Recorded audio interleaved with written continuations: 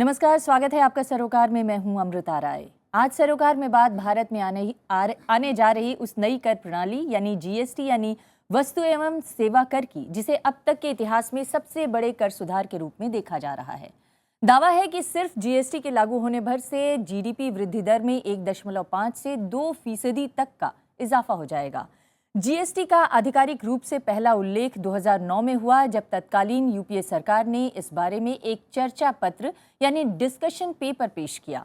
हालांकि वित्त मंत्री अरुण जेटली का दावा है कि पूर्व एनडीए सरकार के दौर में ही इसकी नींव पड़ चुकी थी, जब केलकर कमेटी का गठन किया गया था।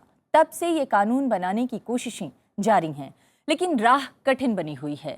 इसके लागू होने की कई समय सीमाएं निकल चुकी हैं। अब एनडीए सरकार ने ये समय सीमा 1 अप्रैल 2016 रखी है। अगर ये समय सीमा पूरी होनी है तो इस संविधान संशोधन विधेयक का संसद के इसी शीतकालीन सत्र में पारित होना भी अनिवार्य है। इस कर के पीछे आरंभिक उद्देश्य ये था कि पूरे देश में एकमात्र परोक्ष कर रहे, यानी केंद्र और राज्य सरकारों के तमाम इनडायरेक्ट टैक्सेस इसमें समाहित हो जाएं। ऐसा हुआ तो पूरे भारत में निर्बाध एकल सिंगल बाजार का निर्माण होगा, जिससे कारोबार करना बेहद आसान हो जाएगा। लेकिन राजस्व के संभावित नुकसान के कारण राज्य इसके लिए पहले उत्साहित नहीं थे। उन्हें इस पर सहमत करने में वर्षों लग गए। तब भी ऐसी सहमति नहीं बन सकी जिससे सभी करों को जीएसटी में शामिल किया जा सके। पिछले साल दिसंबर में एनडीए सरकार ने जिस जीएसटी बिल को मंजूरी दी और जिसे बाद में संसद में पेश भी किया गया, उसके तहत कानून अगर बन गया, तब भी कई वस्तुएं जैसे कि कच्चा तेल, हाई स्पीड डीजल, पेट्रोलियम पदार्थ, प्राकृतिक गैस, एविएशन फ्यूल, अल्कोहल, ऐसी तमाम वस्तुओं को राज्य सरकारें अलग से कर लगाकर, अधिभार लगाकर वसूल सकेंगी उस पर टैक्स। इसके अलावा VAT, CST, service tax, central excise duty, entertainment tax जैसे कई कर हैं जो जीएसटी में समाहित हो जाएंगे। इन तमाम प्रावधानों पर स्टैंडिंग कमेटी, एम्पावर्ड कमेटी और सिलेक्ट कमेटियों की रिपोर्ट आ चुकी है, लेकिन विवाद बना हुआ है। इस बीच सरकार के सामने चुनौती है कि वो साल 2016 में जीएसटी को लागू कैसे कराए। आज बहस इन्हीं मुद्दों पर।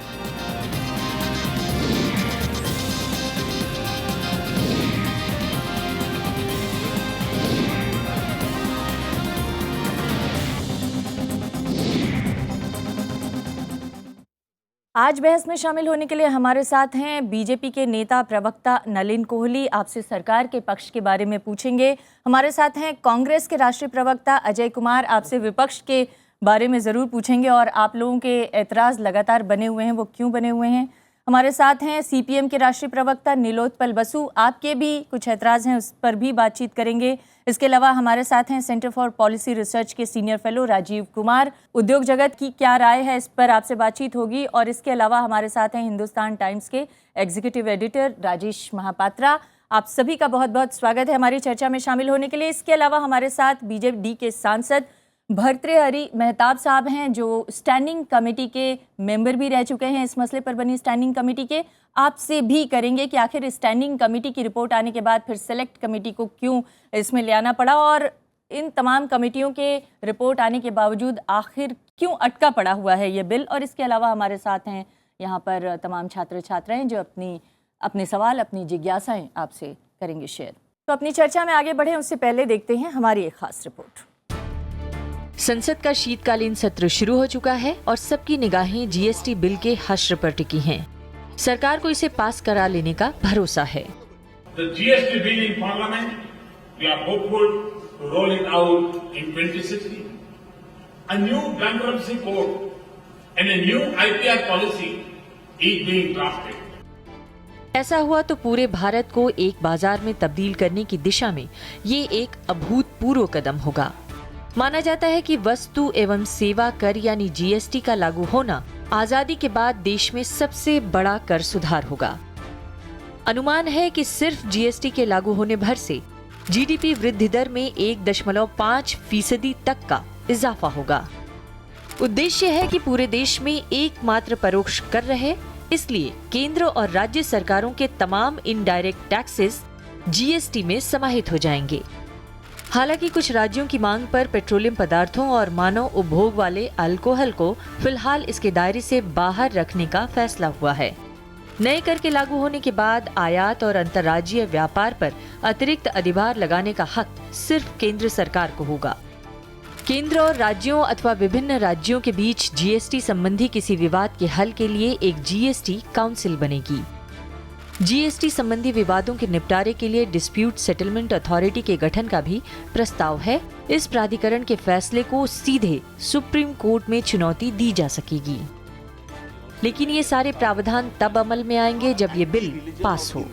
सरकार की मुश्किल ये है कि राज्यसभा में उसका बहुमत नहीं है, इसलिए बिना विपक्ष के सहयोग से ये संविधान संशोधन विधेयक पास नहीं हो सकता। जबकि कांग्रेस ने इस सरकारी बिल में 8 संशोधन के सुझाव दिए हैं, उनमें 3 को नॉन निगोशिएबल बताया गया है। यानी वो 3 मांगे बिल में शामिल नहीं हुई तो कतई जीएसटी बिल का समर्थन कांग्रेस नहीं करेगी।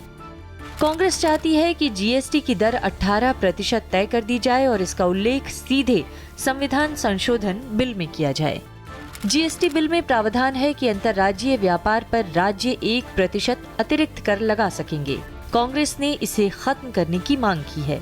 वो चाहती है कि जीएसटी से होने वाले राज्यों के संभावित नुकसान की भरपाई केंद्र सरकार करे। कांग्रेस ने प्रस्तावित जीएसटी काउंसिल के ढांचे में परिवर्तन की मांग भी की है। कांग्रेस चाहती है कि इस परिषद में राज्यों के वोट की मात्रा बढ़ाकर 75% और केंद्र के वोट की मात्रा घटाकर 25% कर दी जाए। तो बात इस बिंदु पर टिकी है कि क्या केंद्र को ये मांगे मंजूर होंगी या फिर कांग्रेस को इन्हें छोड़ने के लिए मनाने में वो कामयाब हो जाएगी, या फिर कांग्रेस को सियासी तौर पर वो इतना अलग थलग कर देगी कि कांग्रेस का विरोध बेमानी हो जाएगा। सबसे पहले सवाल मैं कांग्रेस से नहीं बीजेपी से करना चाहती हूं, क्योंकि एनडीए सरकार ने अप्रैल 2016 की डेट तय कर रखी है जीएसटी को लागू करने के लिए और अपनी तरफ से जो भी कोशिशें कर रही है उससे अभी तक ऐसा लग नहीं रहा है कि विपक्ष तैयार है। तो और क्या किया जाएगा ताकि जीएसटी बिल को इसी वर्तमान सत्र में पारित कराया जाए? पहली बात है कि ये जो जीएसटी है ये कॉन्स्टिट्यूशनल अमेंडमेंट है और जहां पर भी कॉन्स्टिट्यूशनल अमेंडमेंट हो वहां विपक्ष की भूमिका और सरकार दोनों को मिलके ही करना पड़ेगा, क्योंकि वहां पहले आपको लोअर हाउस लोकसभा, फिर उसके बाद अपर हाउस में 2/3 मेजॉरिटी के साथ और उसके बाद 50% जो राज्य के अलग अलग जो हैं असेंबलीज उनको भी पारित करना पड़ेगा, पास करना पड़ेगा, तभी ये लागू हो सकता है।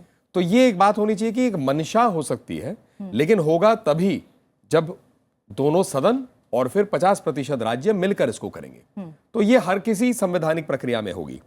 सेकंड है कि हाँ, 2016 का डेट जो है, काफी वर्षों से जीएसटी की कहानी चल रही है। अभी कार्यक्रम के दौरान इससे पहले जब चर्चा हो रही थी तो राजेश जी और बता रहे थे कि शायद ये असीम दासगुप्ता जी के टाइम पे जारी है, पुरानी बात है। तो हालांकि जेटली जी बार बार कह रहे हैं कि पिछले 12 सालों से लगातार ये जो पुराने रूप की है, फिर ये गया है केलकर कमेटी। तो यहीं पर भी चर्चा हम लोग आपस में जब कर रहे थे तो जीएसटी का रूप एक्चुअली तो केलकर कमेटी से आता है। एनडीए के समय इस पर आगे नहीं बढ़ पाए, सरकार नहीं रही। यूपीए के 2005-6 के करीब 6-7 में, जहां तक मुझे याद है, चिदम्बरम जी ने इसको इंट्रोड्यूस किया था।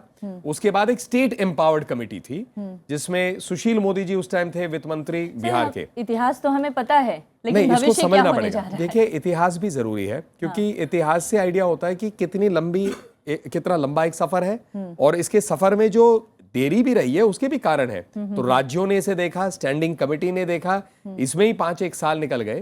तो सरकार जो अब आई है, मोदी जी की सरकार, वो इस बात को कह रही कि क्या 2016 का एक टारगेट रखे, क्योंकि एक आधा साल सेटल होने में होगा और अर्थव्यवस्था में एक अवसर है। अवसर यह है कि अंतरराष्ट्रीय स्तर पे अर्थव्यवस्था बैठ रही है, भारत की तरफ एक थोड़ा फोकस है। भारत की अर्थव्यवस्था अगर चल पड़े उस रूप से तो उसमें जीएसटी का एक अच्छा योगदान हो सकता है। नहीं, तो हमने सवाल ये पूछा था कि क्या वर्तमान सत्र में ये बिल पास हो जाएगा? ये तो संसद तय करेगी ना, आप या मैं कर पाएंगे ना इस पे कह पाएंगे, लेकिन आशा जरूर है। कल प्रधानमंत्री जी मिले हैं विपक्ष के जो मेन घटक दल है कांग्रेस पार्टी, वहां मनमोहन सिंह जी से और सोनिया गांधी जी से चर्चा हुई है। आज भी मुझे लगता है ये एक प्रक्रिया शुरू हुई है। हमें आशावादी होना चाहिए, क्योंकि जब तक आशावादी नहीं रहेंगे तो शायद उम्मीद भी नहीं रहेगी। इनकी आशाएं पूरी होंगी, आप लोग पूरी होने देंगे? क्योंकि लगातार पिछले कुछ दिनों से जितनी भी आशाएं हैं वो सब फेल होती जा रही हैं। लेकिन इसके साथ साथ इन्होंने इतिहास का जिक्र किया कि लंबा इतिहास रहा है इस बिल का, पर वो अपने अंजाम तक नहीं पहुंचे। देखिए, पहले तो जीएसटी बिल जो है कांग्रेस का ही बिल है, तो इसलिए हम लोग जीएसटी लाना चाहते हैं। लेकिन हम लोग को कुछ खास बिंदु पर विरोध है। खास तौर से अगर उसको अंकित कर लेंगे तो पहले तो जो रिपोर्ट आ रही है वो 27%, 28% तक जा सकती है। तो हम लोग कह रहे हैं कि 18% उसको सीमित करना आवश्यक है। इसलिए कि अगर आप दुनिया में कहीं पर भी किसी देश में 16% या 17% के बीच, उससे ज़्यादा किसी देश में 20% से कम ही सब जगह हाँ, है। लेकिन 17% जो डेटा है वो 17% के नीचे ही।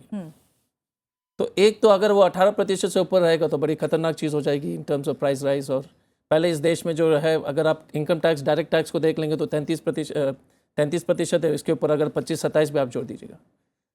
उसके अलावा ये जैसे मैन्युफैक्चरिंग है, जैसे गुजरात और महाराष्ट्र उस समय ने कहा था कि हम मैन्युफैक्चरिंग स्टेट है, तो जीएसटी का नियत था कि वो जहाँ पर वो डेस्टिनेशन टैक्स होनी चाहिए, ये मैन्युफैक्चरिंग टैक्स नहीं था। तो मान लीजिए, और उन्होंने इस पर यह भी कहा था कि जो सरकार की जो बिल है उसमें यह कहा था कि इंटर स्टेट में आप 1% तक आप जा सकते हैं। तो मान लीजिएगा कि बसवनगुडी कर्नाटक में कोई चीज़ मैन्युफैक्चर होती है, बुलंदशहर आपको भेजना है और 5 प्रदेश के बीच में जाता है, और अगर आप उस धारा के आधार पर आप 1% डाल देंगे तो वो 5% बढ़ जाएगा। एक तो उस कंफ्यूजन वो है। तो सारे स्टेट्स लेंगे वो टैक्स? सारे स्टेट्स या केवल मैन्युफैक्चरिंग, या केवल मैन्युफैक्चरिंग स्टेट एक तो मैन्युफैक्चरिंग के लिए 1% है, लेकिन इंटर स्टेट ट्रेड के लिए भी 1% की सीमा, उस पर उन्होंने एक आर्टिकल जी, तो इसलिए आप लोग एडिशनल टैक्स का विरोध और हमारा ये कहना है कि अगर आप देख लीजिए कर्नाटक में अगर आप कोई चीज़ मैन्युफैक्चर करते हो और आपको यूपी भेजना है तो 5 स्टेट के बीच में जाएगी, तो 5% वहाँ पर सीमित है होगा। दूसरी बात है कि अगर आप देश भर में, अगर आपने अल्कोहल जीएसटी से हटा दिया, टोबैको हटा दिया, अनेक पेट्रोलियम प्रोडक्ट्स हटा दिया, अल्कोहल को हम लोग समझ सकते हैं कि कुछ हद तक ही ठीक है, लेकिन पेट्रोलियम प्रोडक्ट्स अनेक जो है आपने जीएसटी के बाहर कर दिया, जिसका टोटल वैल्यू जो अगर आप देख लीजिएगा तो 35-30% के आसपास होगा। तो वैसे ही आपने जो है जीएसटी मैकेनिज्म पर जो है काफ़ी जीएसटी को कमज़ोर कर दिया है। तीसरी बात है कि जीएसटी काउंसिल के बारे में हम लोग ने कहा कि जब काउंसिल जो है वो अपना जज नहीं बच सकता। लेकिन ये बताइए, ये जो आप बातें कह रहे हैं, क्या आप लोग को नहीं लगता कि मैन्युफैक्चरिंग स्टेट्स की जो चिंताएं हैं उसको ध्यान में रखना चाहिए, जिसके लिए एडिशनल टैक्स लगाया जा रहा है, दिया जा रहा है? देखिए, ये अगेन एक इकोनॉमिकल या फिस्कल मिसकंसेप्शंस है। अगर आपको जो स्टेट में, जैसे कि अभी देख लीजिएगा कि जो प्रोडक्ट जो स्टेट में मैन्युफैक्चर हो रहे हैं, मान लीजिएगा कि हरियाणा में मारुति कार की मैन्युफैक्चरिंग हो रही है, आपके सेंट्रल एक्साइज, स्टेट टैक्स वगैरह वहाँ पर लग रहे हैं, तो उससे जो एडिशनल 1% जो स्टेट को कॉम्पनसेट करने का, पहले तो इस जीएसटी कानून में आप 5 साल तक तो पूरे जीरो रेवेन्यू लॉस को तो पूरी तरह से न्यूट्रलाइज कर रहे हैं। जब आप पूरे 5 साल तक रेवेन्यू को न्यूट्रलाइज कर रहे हैं तो ये 1% किस लिए आया? क्योंकि गुजरात आपका तर्क समझ में आ गया। आपका ये कहना है कि अगर सेंटर 5 साल तक न्यूट्रलाइज कर रही है, जब कह ही रहे हैं कि न्यूट्रल है, टैक्स न्यूट्रल है, तो फिर इसके मतलब है कि 1% का टैक्स लगाने की जरूरत नहीं है। आपको भी कोई चिंता है, आपकी पार्टी को? चिंता है। चिंता के पहले मैं ये आपका सवाल का जवाब देना चाहता हूँ कि क्यों देर हो रहा है। देखिए, ऐतिहासिक रूप से राज्यों के हाथ में ये जो टैक्स में जो चीज़ें आएगी, ये छोड़ के और स्वतंत्र रूप से कुछ इकट्ठा करने का टैक्स कोई तरीका नहीं है। ऐसे ही हमारे देश में बार बार ये विवाद उठता है कि केंद्र राज्य जो आर्थिक संबंधों हैं, इसमें राज्यों का जो अधिकार है ये कमज़ोर होते जा रहा है। तो इसीलिए ये आर्थिक सवालों से, वित्तीय सवालों से भी ज़्यादा ये राजनीतिक सवाल है। देखिए, ये पूरे दुनिया भर में जो भूमंडलीकरण हुआ है, ये नई उदारवादी दृष्टिकोण से, उसमें पूरे दुनिया के बाजार को जो एकजुट करने का जो सोच है, उसी कल्पना के अंतर्गत है हमारे देश में भी एक अविभाजित बाजार के। तो क्या ये कल्पना गलत है? क्या आधुनिक नहीं, वक्त मैं में ये बोल रहा ना, इसीलिए इसीलिए सतर्क रहना जरूरी होगा कि हमने देखा है इन दिनों में, अगर पिछले 25 साल हम देख ले कि विषमता हमारे देश के अंदर बढ़ रहा है। मतलब ये राजीव जी तो बोलेंगे कॉर्पोरेट का दृष्टिकोण, लेकिन ये भी सोचना चाहिए, बहुत सारे कॉर्पोरेट भी एडिशनल टैक्सेस का नहीं, गैर बराबरी। ये मैं सिंपल एक उदाहरण देता हूँ। ये जब स्वच्छता अभियान शुरू हुआ था देश में, क्या बताया गया था?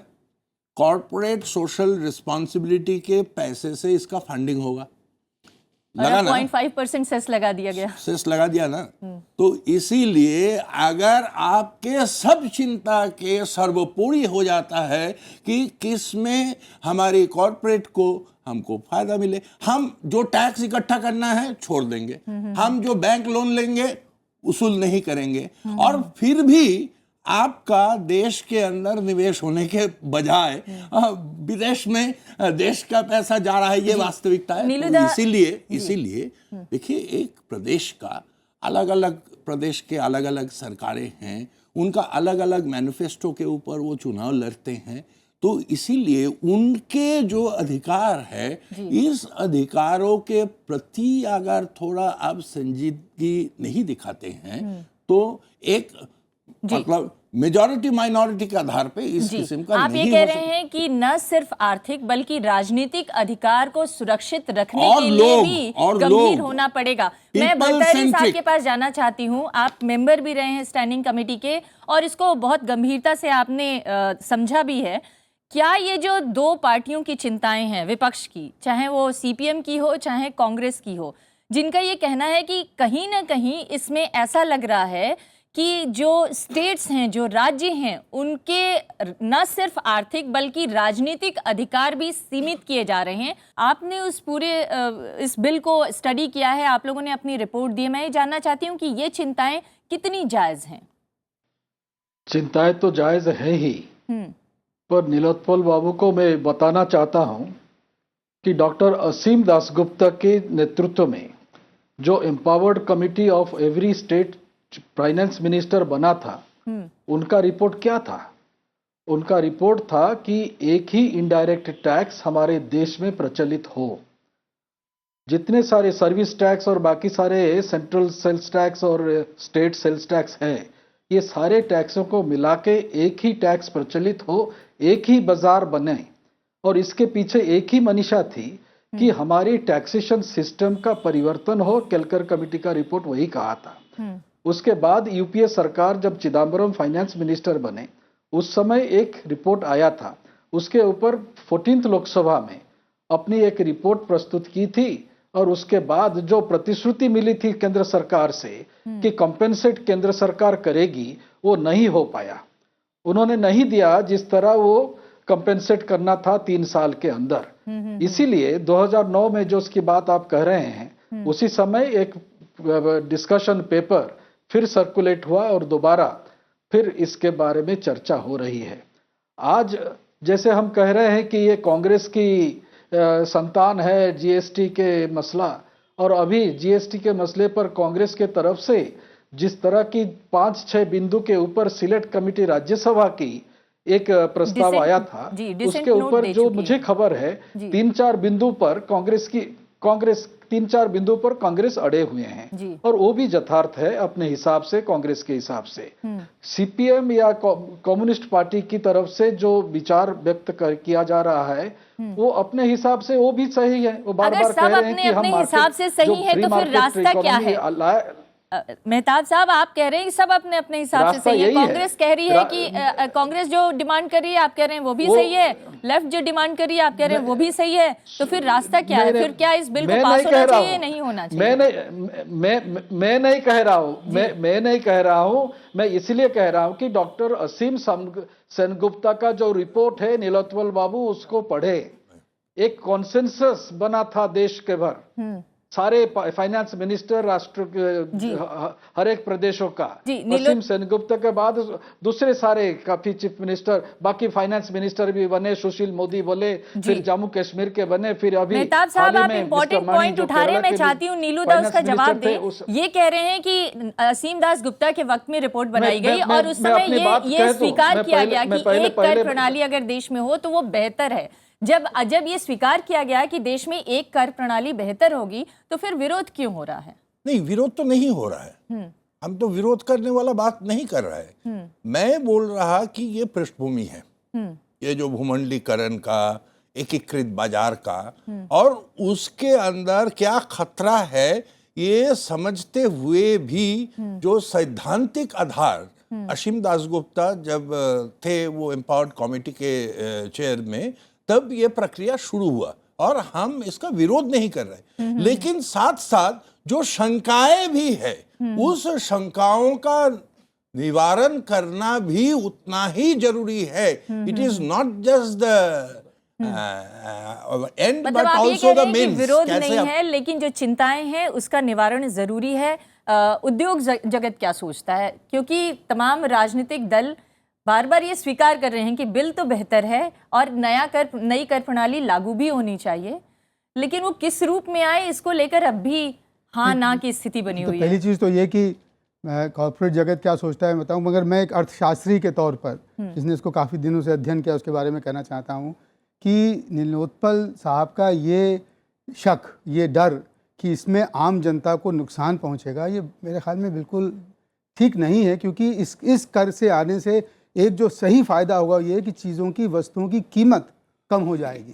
क्योंकि जहाँ पर कर अब 33% है, अगर वो कर 17, 18, 20% होगा तो उसकी कीमतें कम होंगी. उनको जनता से ज्यादा इस बात की नहीं, चिंता है मैं कि वही- राज्यों के अधिकार सीमित हो जाएंगे. नहीं, सबसे पहले तो लोगों की बात है ना, लोगों की बात सबसे बड़ी. तो इस बात को साफ कर देना चाहिए कि इसमें सबसे बड़ा फायदा अगर आर्थिक गति ज़्यादा होती है और अगर चीज़ों की कीमतें कम होती हैं तो वो आम जनता को होगा. आर्थिक प्रभुत्ता की जहाँ तक बात है, स्टेट्स की फिस्कल आर्थिक संप्रभुता की जहाँ तक बात है, उसमें वो संप्रभुता कॉन्स्टिट्यूशन में फाइनेंस कमीशन के अंदर निहित है, जिसमें कि वो बात तय होती है कि किस स्टेट को कितना कर का कितना हिस्सा मिलेगा.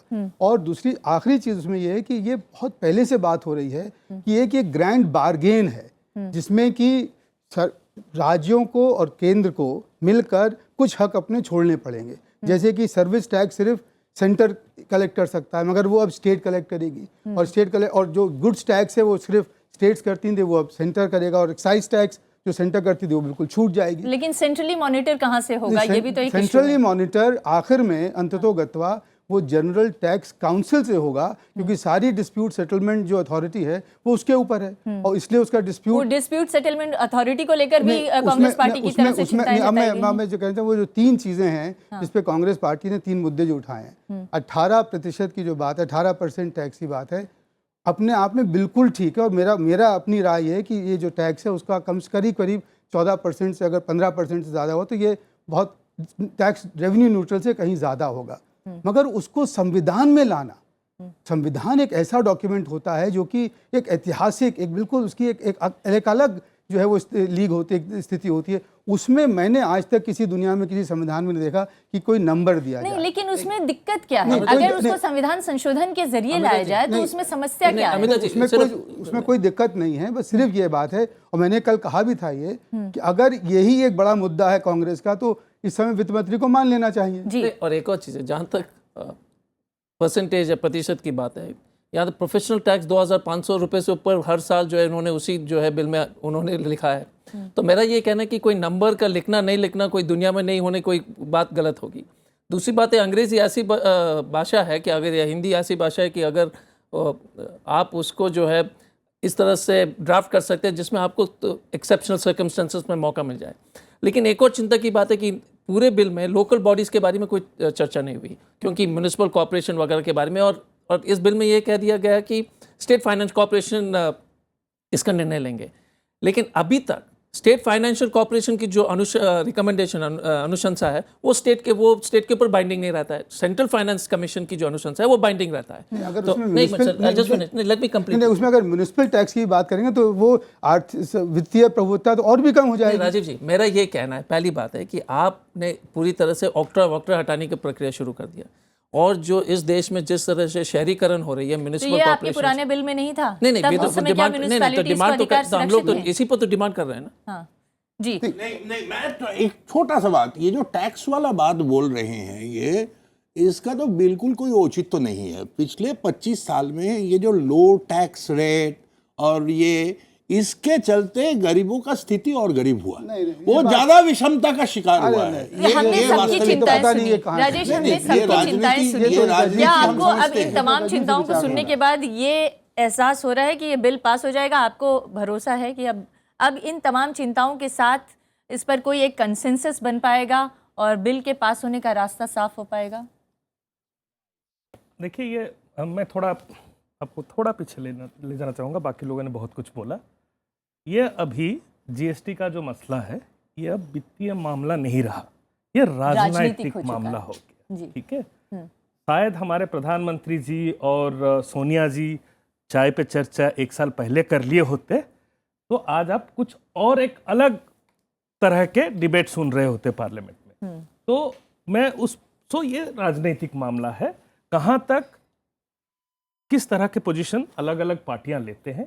एक अना, थोड़ा अना का मामला हो गया। थोड़ा ये एक अच्छी बात हुई, बिहार में चुनाव हुआ, उसका एक नतीजा आया और उसके बाद बहुत कुछ हुआ है।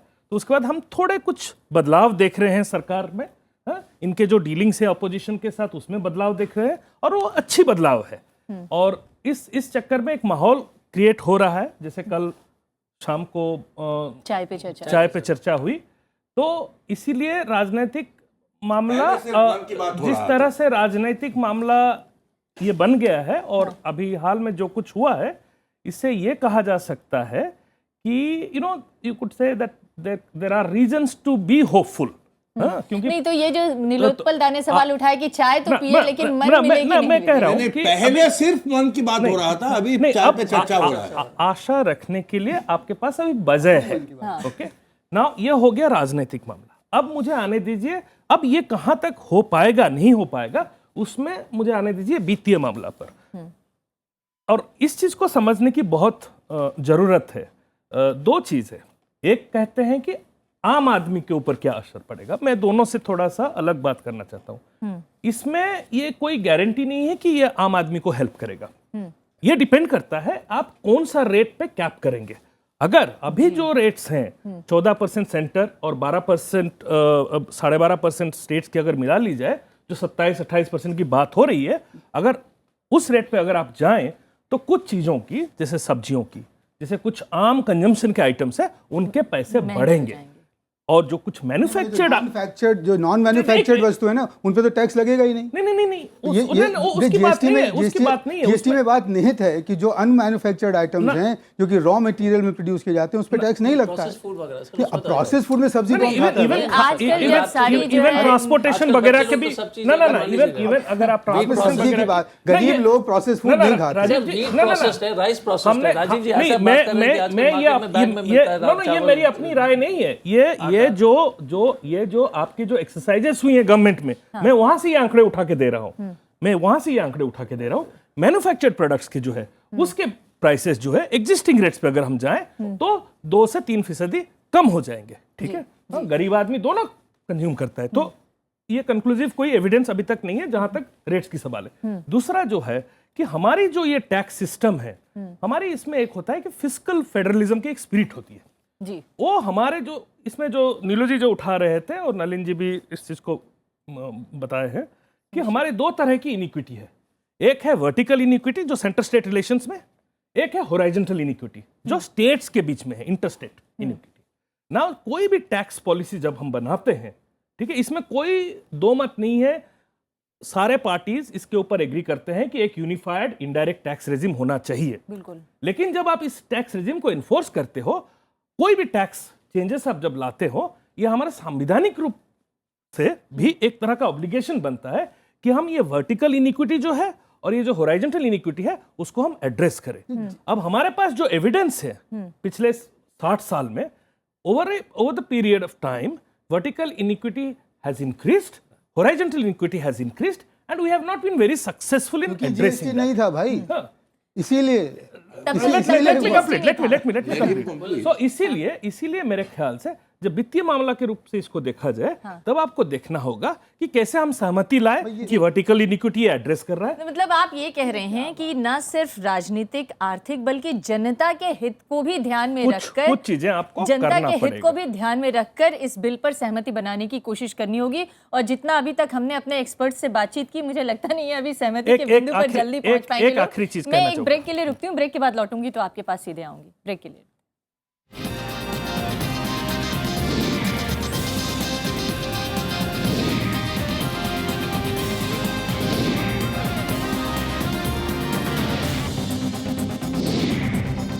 जैसा कि सरकार बार बार कह रही है कि इस बिल को इंट्रोड्यूस करने के बाद से लंबा वक्त गुजर चुका है, और अगर हम इसकी कल्पना देखें तो और भी ज़्यादा लंबा वक्त गुजर चुका है, और सब इस बात पर सहमत हैं कि जीएसटी बिल को आना चाहिए, नए कर सुधार आने चाहिए, लेकिन वो किस रूप में आए इसको लेकर सबकी अपनी अपनी शंकाएं हैं।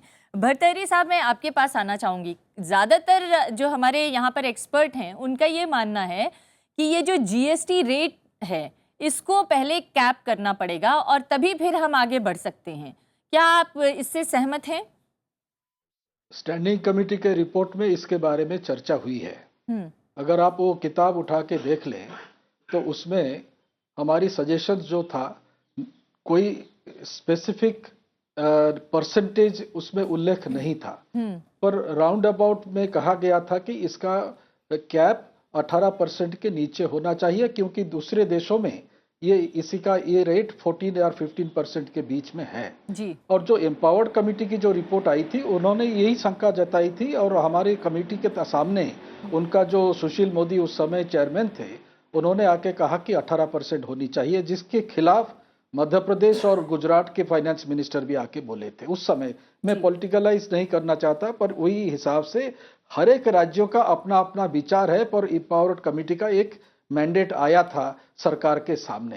पर अभी मैं यही कहना चाहता हूं, पानीगरिया की जो रिपोर्ट अभी आई है, जिसके बारे में अभी तक कोई चर्चा नहीं हुई है, मैं समझता हूं सरकार के पास ये है जो 18% है रहेगा, पर ये चीज अगर हम बिल में रखें, एक्ट में रखें और उसका संशोधन करने के लिए बार बार हाउस को लाना पड़ेगा संविधान संशोधन के हिसाब से, ये थोड़ा दिग्गज वाली बात है। इसलिए कहा गया है कि जो काउंसिल बनेगी वो काउंसिल ही तय करे, और हमारी कमेटी के तरफ से वही तय हुआ था कि काउंसिल को एम्पावर करा जाए। मैं ये जानना चाहती हूँ, कांग्रेस की बेसिक डिमांड ये है कि कैप किया जाए और कैप के अलावा संविधान संशोधन के जरिए ही उसे लाया जाए। इसको लेकर क्या आपत्तियां हैं और क्यों नहीं होना चाहिए? सिलेक्ट कमेटी के पास कांग्रेस के तरफ से 15 संशोधन आए थे। आपको अगर ये लग रहा है यही बेसिक है तो कांग्रेस को पूछिए, वो बता सकेंगे। पर मुझे ये कहना है कि ये एक डायनेमिक लॉ होगा, डायनेमिक सिस्टम होगा, जो परिस्थिति होगी उस हिसाब से उसको बदलने के लिए एम्पावर्ड जो काउंसिल होगा उसको एम्पावर्ड करनी चाहिए। अगर हम यही आज 2015 में इसको एक इस तरह के एक कैप लगा दे तो वो ठीक नहीं होगा, पर जो आपस में जो समझौता हुआ है और हो सकता है उसे में हम 18% के बीच में रखे, नीचे रखे तो वो ठीक रहेगा। ये 32%, 36% या 28% ये बिल्कुल लोगों के लिए फायदामंद नहीं होगी। नहीं, देखिए बात ये ना कि जो चीज है, जो बात है वो ये है कि अगर आप संविधान के में इसको 18% करेंगे तो अगर कल को इसको 16% करना हुआ या 19% करना हुआ तो वो सारी प्रक्रिया वो करनी पड़ेगी। जो नलिन ने बताई कि आप इसको दोनों राज्यसभा लोकसभा में लाएं, फिर उसको 50% प्रदेशों से पास। इसका तरीका अंग्रेजी में काफी और हिंदी में काफी सरलता है कि आप उस भाषा के आधार पर कर सकते हैं। देखिए राजीव जी, ये तरीका है कि इसके कॉन्स्टिट्यूशनल अमेंडमेंट बिल पहले ले आइए, उसके अंदर जो जीएसटी बिल आए उसमें आप 18% लगा दीजिए। जो हर साल जैसे फाइनेंस बिल आता है, हर साल एक जीएसटी बिल आ जाएगा, उसमें चेंज हो जाएगी या उसके रूल्स में ले आएगी। कॉन्स्टिट्यूशन अमेंडमेंट में सिर्फ एक ही पॉइंट है, आप उसको 18 के ऊपर कैप करके आप हिंदी और अंग्रेजी जिस तरह से आप उस भाषा में प्रयोग कर सकते हैं, एक्सेप्शनल सर्कमस्टेंसेस, वो सब जो है अंग्रेजी हिंदी में वो प्रावधान है। इस तरह से अगर आप बोलेंगे कि संशोधन पर, तो इसका मतलब है कि आप क्यों 27 पर क्यों क्यों नंबर दे रहे हैं? कोई नंबर ही मत दीजिएगा, तो ये उचित नहीं होगा किसी बिल में भी। कीपिंग ओपन एंडेड, मुझे नहीं लगता है कि इसमें कोई लॉजिक है कि किसी भी। दूसरा बात है, एक सीरियस बात है, फिर नलिन जी पूरा सवाल जो सरकार का बता देंगे। देखिए, पहली बात है टैक्स फिलॉसफी, और दूसरा है टैक्स ऐसा सवाल है जिसमें सरकार का जो जवाबदारी विधायिका के प्रति वो प्रतीत होता है। Heart of accountability parliamentary democratic system में सरकार पार्लियामेंट के सामने ये समझाने के लिए, बुझाने के लिए, पास करने के लिए बाध्य होंगे। ये है हमारी बुनियाद संसदीय लोकतंत्र का। तो अगर इससे आप शिफ्ट करके वो जो काउंसिल के हाथ में दे देंगे, हमने देखा है ये हमारे जो रेगुलेटरी लॉज है उसके बारे में भी हुआ है कि अल्टीमेटली मामला सरकार के जहां हाथ से जहां निकल अकाउंटेबिलिटी जाएगा। के सवाल है वो गायब हो जाती है। जी जी, इन चिंताओं पर मैं आपकी एक छोटी सी राय लेना चाहूंगी और इसके बाद एक एक करके जाइए। मैंने जब इतिहास समझा इसलिए कहा कि जीएसटी की गाड़ी जब चली है इसमें राज्यों के साथ बहुत सहमति हुई, इसलिए तो एक एम्पावर्ड ग्रुप थी। राज्यों के साथ ये एम्पावर्ड ग्रुप बनना ही अलग अलग पार्टियों के, राज्य वामपंथी हो या नॉन वामपंथी हो, लेफ्ट हो, राइट हो, कांग्रेस हो, सब इंक्लूडेड है। उसके बाद जाकर ये बिल आगे बढ़ी है, फिर एक स्टैंडिंग कमेटी गई, मतलब इसमें प्रोसेस बहुत हुआ है। उसको रीओपन करना मतलब हमेशा ही चर्चा रखना है, क्योंकि हमेशा ही चिंताएं रहेंगी। नीलोत्पल दा ने एक बात कही जो महत्वपूर्ण है कि आप जो है राज्यों का एक चिंता रहता है कि भी सेल्स टैक्स एकमात्र उनके हाथ में कंट्रोल था, जो उन्हीं की दर जो है, वर्कर जो है अपने हाथ में डायरेक्टली आती है। सेंटर के साथ कोई मतभेद हो तो उसमें कुछ नहीं होगा। वो एक इंपॉर्टेंट पॉइंट है। यही बात जो थी, जो स्टेट्स के बातें चल रही थी, जिसमें गुजरात उस टाइम मोदी जी जब मुख्यमंत्री थे और मध्य प्रदेश, इन्होंने अग्रेसिवली इस बात को रखा था। फिर उसके बाद कर्नाटका और अन्य राज्य थे मैन्युफैक्चरिंग कि भाई अगर हमने अपने दर कर जो है उस पैसे को छोड़ दिया और केंद्र ने नहीं दिया तो वो प्रोसेस एक जायज बात है, जो फिर वहां एक सहमति बनी। कुछ सिस्टम होना पड़ेगा कि केंद्र रोक ना पाए जो अधिकार है, क्योंकि राज्य के अधिकार क्यों छीने जाने चाहिए, गलत है, राज्य सरकार किसी की भी हो। अब मैं एक पॉइंट जोड़ते हुए आखिरी बात कह रहा हूं कि जीएसटी में जैसे पेट्रोलियम ये सब छोड़ा गया, ये वित्त मंत्री अरुण जेटली जी ने इस साल के शुरू में कहा कि भाई अगर 100% जीएसटी हम अभी लागू नहीं कर पा रहे तो क्या 70 या 80 या 90% लागू करें तो एक मूवमेंट नहीं हो गया? छोटा सा सवाल मैं पूछना चाहती हूँ, अगर 70-80% लागू करना चाहते हैं तो थोड़ा सा समझौता विपक्षी दलों से कर लें। नहीं, जो वो और कह वो रहे हैं, एक्चुअली वो मांगे आपका कर रहे सवाल हैं। की आवश्यकता नहीं पड़ती, क्योंकि मेरी आखिरी टिप्पणी इसी से जुड़ी हुई थी, लेकिन अच्छा है वो आपने पूछ लिया, मैं खत्म कर रहा हूं। हाँ। अब जब बात यहां तक आई है कि एक प्रोसेस स्टार्ट हुआ है, तो ये मैं बैकग्राउंड इसलिए जोड़ रहा था क्योंकि ये सब हो चुका है। आज की स्थिति में मैंने पहले ही कहा, बिना विपक्ष और सत्ताधारी दल और राज्यों के इन्वॉल्वमेंट के साथ ये संशोधन आ ही नहीं सकता, क्योंकि ये संवैधानिक संशोधन है। तो मैं इसलिए फिर कह रहा हूं कि अब पार्लियामेंट और अलग पार्टियों को तय करना है, राज्यों की एक भूमिका उसके बाद आएगी। तो हमें पॉजिटिव और आशावादी होना चाहिए, चलिए, आप क्योंकि जो पॉजिटिव होना और है देश के हित में ही आशावादी करना हैं, पड़ेगा ना। और अगर ये बिल मान लीजिए विपक्ष को मना लिया जाए, पास भी हो जाए, तो भी 1 अप्रैल 2016 से लागू कैसे होगा, उसकी तैयारियां क्या हैं, ये भी एक बहुत बड़ा वाक्य में सवाल है। जोड़ूंगा उसके लिए तो कि मुझे लगता है भारत अलग से के- कोई शो नहीं, करना नहीं, पड़ेगा। नलिन जी ने एक बहुत अच्छी बात कही जिसका इशारा वो बार बार दे चुके हैं कि अब इस समय सरकार विपक्ष के साथ और विपक्ष की बात मानने को तैयार है। हाँ, तो ये बहुत एक अच्छी, positive संकेत ये बहुत अच्छी चीज है। और मुझे जैसा लगता है कि जो 3 मुद्दे कांग्रेस ने उठाए हैं, हम लोगों ने कल इस पे काफी देर बात करी, वो ये कि उसमें से एक मुद्दा 1% वाला तो बहुत ही ठीक है कि वो इंटर स्टेट टैक्स हटा देना चाहिए। वो क्योंकि कॉर्पोरेट के पक्ष में है, नहीं इसलिए कॉर्पोरेट के पक्ष में नहीं है, वो कॉर्पोरेट के पक्ष में बिल्कुल भी नहीं है। क्योंकि उससे कॉर्पोरेट को कोई फर्क पड़ता नहीं, क्योंकि कॉर्पोरेट तो सारे का सारा टैक्स पास कर देता है उपभोक्ता के ऊपर।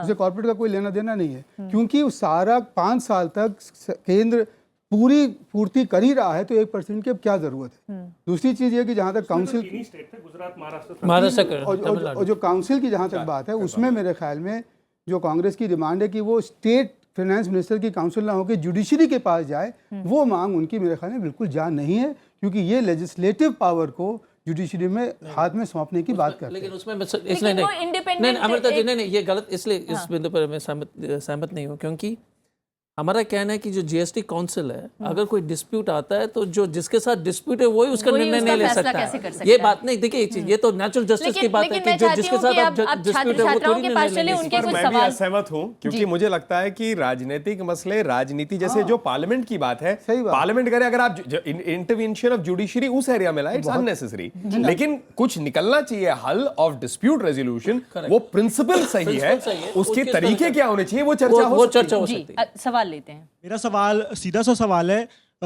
मैं ये पूछना चाहता हूँ, आज मैं एक तथ्य पढ़ रहा था, अगर ये जीएसटी लागू हो जाता है तो देश में सालाना 800 अरब रुपए की वृद्धि होगी।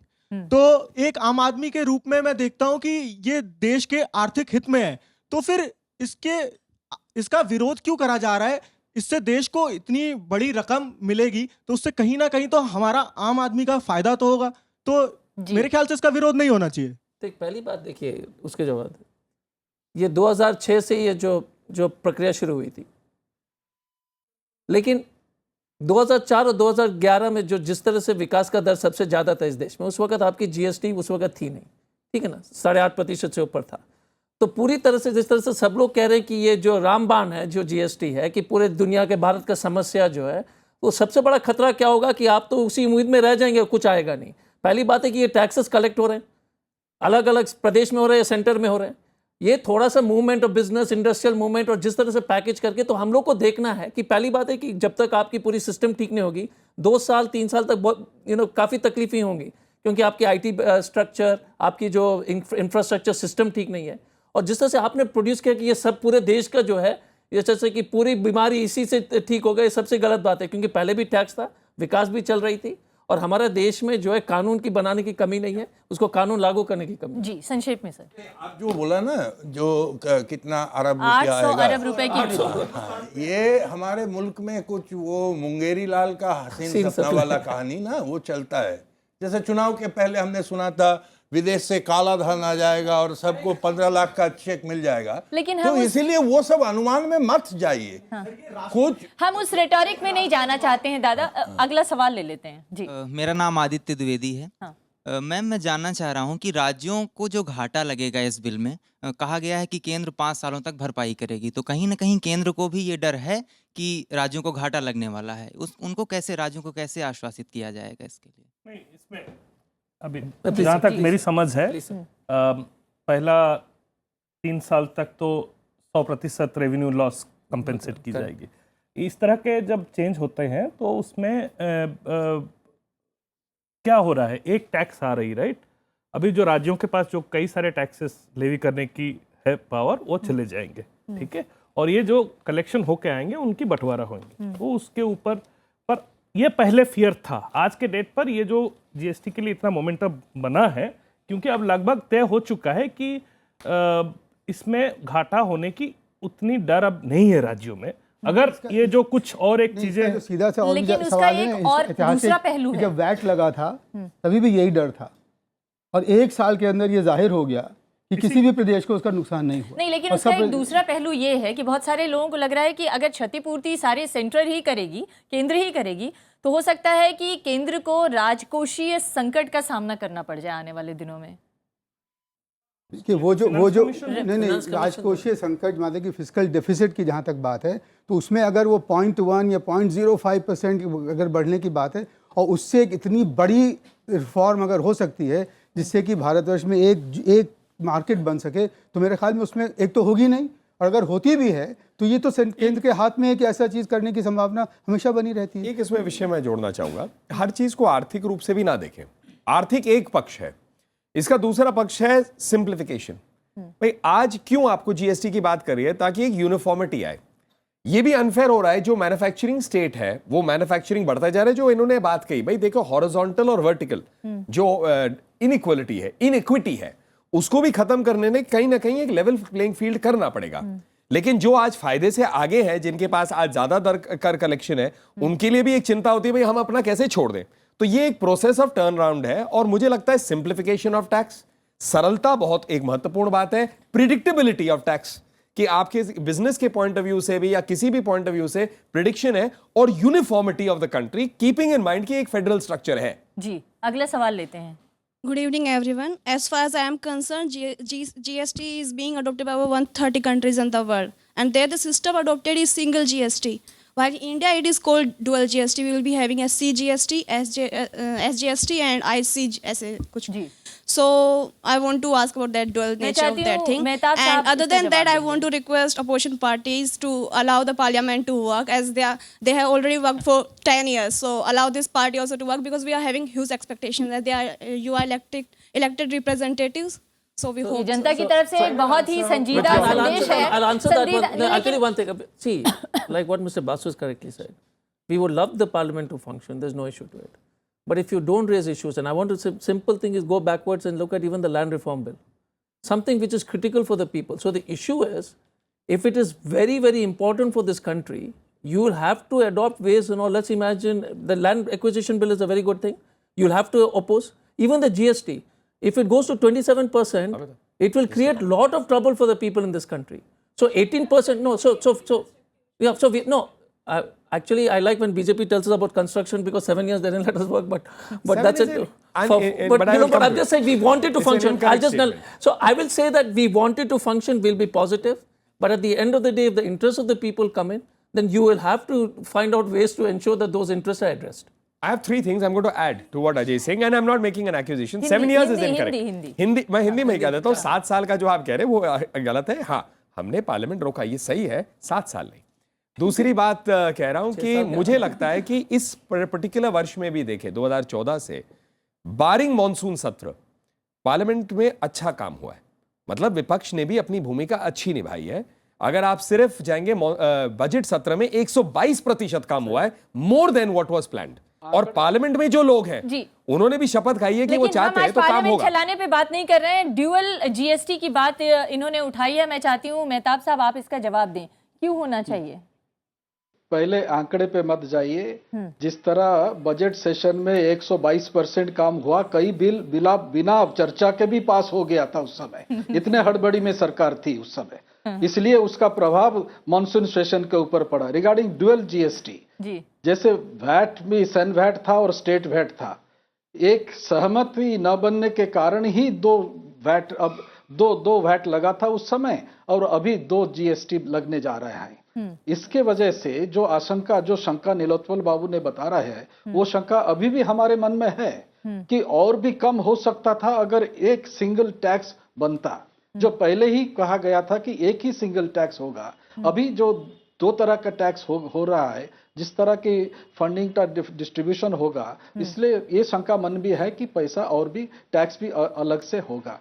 सिंगल टैक्स सारे देशों में है, हमारे यहाँ एक यूनिकनेस अब आ रहा है कि 2 तरह की जीएसटी अब लागू होगा. पर जो भी हो, ये जितने जल्दी लागू हो सकता है सहमति के साथ, वो इतना ही अच्छा. लेकिन क्या जल्दबाजी करना जरूरी है, या इन तमाम मसलों पर गंभीरता से चर्चा करके आगे बढ़ने की जरूरत है? क्योंकि आपकी भी पार्टी की उड़ीसा में सरकार है, उसमें एक सहमति बन चुकी है रिगार्डिंग संप्रभुता.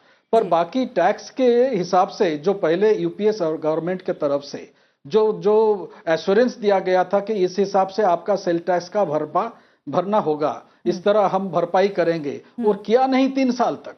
इसलिए हमारी एक अमेंडमेंट थी जब ये बीजेपी के सरकार, एनडीए सरकार के समय में, जब हमारे अरुण जेटली ने जो बिल लाए थे, उस समय हमारी यही कोशिश थी कि आप इसको अपने बिल में रखिए, गारंटी करिए. उस हिसाब से वो गारंटी हो गया 5 साल तक जी. और अभी आगे देखना है किस तरह उसका डिस्ट्रीब्यूशन होगा. हमारी यही कोशिश रहेगी, हमारे देश की एक ही मार्केट होनी चाहिए, एक तरह सहमति बनना चाहिए जी. और ये जो प्रेफरेंशियल टैक्स जो 1% सेस कुछ प्रेफरेंशियल स्टेट को दिया गया है, उसको हटाना चाहिए. ये भी हमारी तरफ से एक अमेंडमेंट है जी, जो लोकसभा उसको हटाना चाहिए. पर हमारी अमेंडमेंट इस तरह है जी. छोटी सी, let the perfect not be the enemy of the good.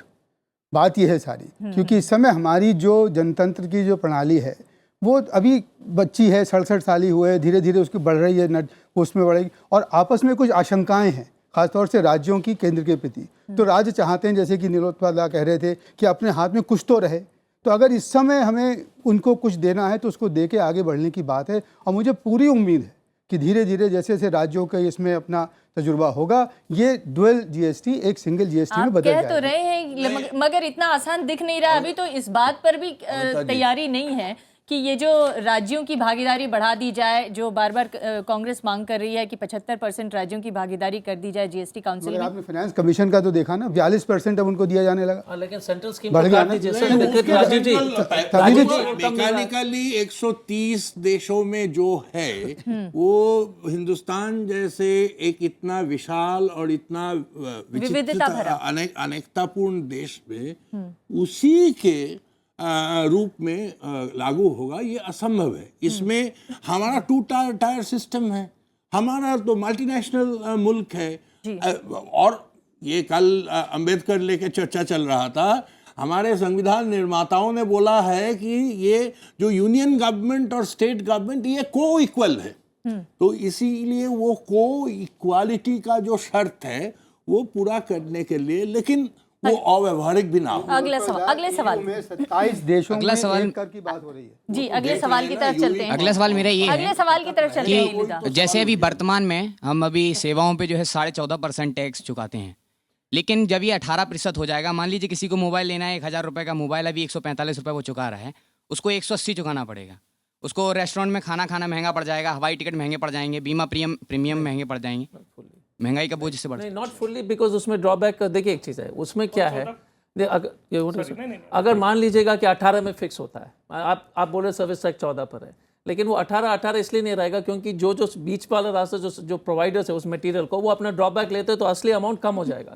तो एक्चुअली अगर परफेक्ट सिस्टम में ये टैक्सेशन आपको जो पॉकेट में जो आप 18% अगर रेस्टोरेंट में खा रहे हैं, वो आपको असलियत में थोड़ा कम होगा, इसलिए कि उनमें ड्यूटी ड्रॉबैक जितना आप खर्च करते हैं वो सिस्टम वो सामान को रेस्टोरेंट तक पहुंचाने के लिए वो सप्लायर उसका ड्रॉबैक ले लेंगे। वैल्यू एडेड पे टैक्स, वैल्यू एडेड पर ही टैक्स, ना कि प्राइस पर नहीं है, वैल्यू एडेड पर उसका जो इम्पैक्ट होता है वो कम होता है। नहीं, वैल्यू एडेड पर, वैल्यू एडेड पे एडेड पर टैक्स है, not on the total sales price. अगर आप जब डबल रोटी लेने जाते हैं तो उस पर आपका टैक्स मान लीजिए 18% है, और उसमें अगर 80% उसमें आटा लगा है तो उस आटे पे जो टैक्स लगा है उसमें से काट दिया जाएगा, तो इसलिए आप पे टैक्स कम पड़ेगा। गवर्नमेंट है, सरकार रेवेन्यू या अपनी कमाई टैक्सों से कमाती है, तो एकदम से ये क्या हुआ है कि जीएसटी में टैक्सेस रिड्यूस करने की बात हो रही है? क्या सरकार के पास ज़्यादा पैसा आ गया? क्योंकि एक तरफ तो सरकार बोलती है कि सब्सिडी छोड़ दीजिए, इनडायरेक्ट टैक्सेस पे वो कर रहे हैं, और कहते हैं फिर हमें स्वच्छ भारत का सेस दे दीजिए, और एक तरफ लोगों में खुशी कर दी कि जीएसटी आ रहा है, टैक्स कम हो रहा है। तो हम सच्ची में ये सोचें कि कुछ कम हो रहा है या सिर्फ ये ऐसे बहुत अच्छा प्रोपेगेंडा सवाल है। एक और बात आप मन में रखें, inefficiency of system and wastage, leakage, ये भी तो एक फैक्टर है कि भाई ऐसा है जिसको आप जैसे ब्लैक इकोनॉमी की बात करते हैं या टैक्सेशन के अंदर में जो सिंप्लीफिकेशन नहीं है, तो लीकेज भी होता है, टैक्स इवेजन भी होता है। लेकिन सिस्टम की एफिशिएंसी तो बढ़ाई कैसी जाएगी, उसकी कुछ तैयारी है? आपको मैं इसका दूसरा रोक रहा हूं, इसका एक और रूप से अब देखिए, बजट में मतलब जो टैक्स जुटाना है लोगों से वो छूट दे। तो इस बात को बस खत्म करते हुए कि अगर आप इनकम टैक्स में देखिए, पैन नंबर का यूसेज इतना बढ़ गया है और ऑटोमेटिक ट्रांजैक्शंस भी अब रिपोर्ट होने लग गए हैं, रिवर्स आपको आ रहा है। सेम इन इनडायरेक्ट टैक्सेस या जीएसटी में भी सिंप्लीफिकेशन से efficiency is one way, second leakage plug करना वो भी अपने आप में बहुत हेल्प करता है। ये ऐसा नहीं है कि पैसे ज्यादा आ गए सरकार के पास, क्योंकि जहां पर एक्सपेंसेस बढ़ रहे हैं in terms of more social programmes, और दूसरी तरफ एक प्रेशर होता है कि टैक्स रेट भी कम करिए ताकि आप दोनों के बीच में, तो दिस इज अबाउट एफिशिएंसी। आखिरी सवाल मेरा सवाल नलीन कॉलेज है कि जो ये अगर जीएसटी इंप्लीमेंट हो जाती है तो ये संघीय व्यवस्था पे एक तरफ से हमला होगा, क्योंकि अधिकार होता है, हर राज्य के अपने अपने अधिकार होते हैं, इस पे कुछ तो हमला होगा।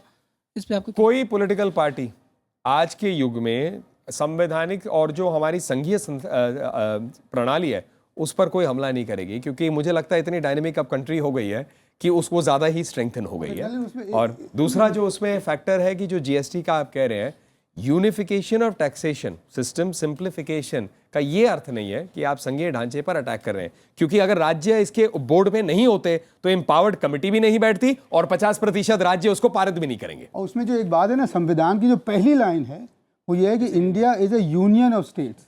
में कहीं नहीं लिखा कि India is a federation of states, और उसके लिए उसके अंदर एक एकजुटता होना, वो संवैधानिक जो हमारी जो संवैधानिक ख्याल है उसके सपोर्ट में है, ना कि उसके खिलाफ। मैं एक आखिरी बात ये जो टैक्स वाला बात ये बहुत इंपॉर्टेंट है। देखिए पूरे जो टैक्स पॉलिसी इसके कंसर्न ये नहीं है कि हमारा टैक्स जीडीपी रेशियो कम होते जा रहा है और हमारे लिए लोगों के लिए काम करने का, सार्वजनिक निवेश करने का पैसा नहीं है। ये पूरे चर्चा में ये विषय आ ही नहीं रहा है। तो ये भी एक देखने वाली विषय है, क्योंकि वो जो बोल रहे थे ना एफिशिएंसी, तो एफिशिएंसी क्या है? आप साल के अंत में जो लाखों करोड़ 5, 2.5 लाख 3 लाख करोड़ आप सीधा टैक्सेस फोरगोन करके जो बड़े लोग हैं उसको छोड़ रहे हैं। हाँ, तो इसीलिए ये चिंतित है कि टैक्स कम हो, लेकिन उसका फायदा देश के अर्थव्यवस्था के लिए कुछ नहीं हो। देश की अर्थव्यवस्था को वाकई इससे कुछ फायदा होने वाला है, क्योंकि गोल्डमैन सैक्स की एक रिपोर्ट अभी मैंने हाल में देखा जिसमें उसमें कहा गया कि अगर ये कर प्रणाली लागू भी हो जाए तो हालांकि ये ऐतिहासिक कर प्रणाली है, लेकिन इससे कुछ खास अर्थव्यवस्था को फायदा होने वाला नहीं।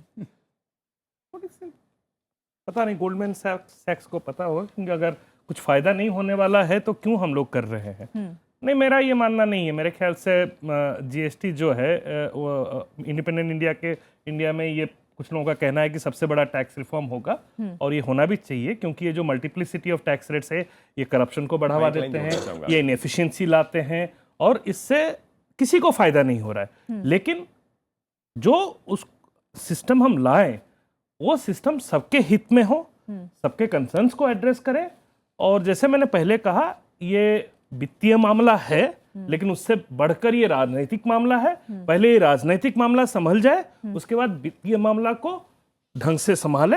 लेकिन 1 अप्रैल 2016 तक जो ये टारगेट था ये नहीं होने वाला है। राजेश जी, एक ही पॉइंट है, वित्तीय मामला भी अराजनीतिक होता नहीं जी। और दूसरी बात जैसे कि नीलोत्पल जी ने जो कहा था, देखिए जब तक आप एफिशिएंसी नहीं बढ़ाएंगे जीएसटी ला करके, तो आपको जो देश के लोग के लिए स्वास्थ्य शिक्षा के लिए उस पर जितना जो आवश्यकता है कि उसको जो, क्योंकि हम लोग का कर बढ़नी चाहिए, ऐसा नहीं होना चाहिए कि कॉर्पोरेट को सिर्फ कर कम हो जाए। तो मेरा उम्मीद ये है कि और प्रार्थना यही होगा कि सिस्टम इतने कारगर हो जाए कि कर राजस्व देश और प्रदेश के बढ़े, ताकि हमको स्वास्थ्य शिक्षा और ये सब जो है अनेक सामाजिक काम के आखिरी कमेंट आपसे जानना चाहती हूँ। हालांकि कर को आसान करने का, सरल करने का ये तरीका ढूंढा जा रहा है, लेकिन जितने भी अब तक हमने बहस सुनी उससे लगता है कि अभी इतना आसान है नहीं, बहुत जटिल है इसको लागू कर पाना।